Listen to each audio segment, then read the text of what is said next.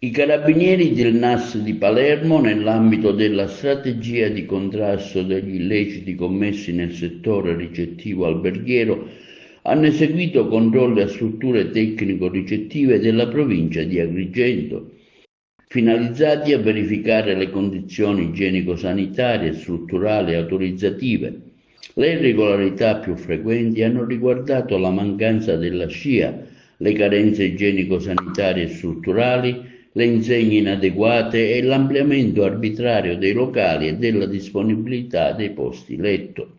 In un caso i militari hanno anche scoperto e sottoposto a sequestro amministrativo un B&B che in realtà celava un vero e proprio albergo con rilevante capacità ricettiva, munito di 13 stanze e circa 40 posti letto da organizzare in base alle esigenze degli ospiti. In totale sono state sottoposte a sequestro amministrativo 3 strutture ricettive del valore complessivo di circa 1,3 milioni di euro, risultate completamente abusive in quanto sprovviste di qualsiasi autorizzazione,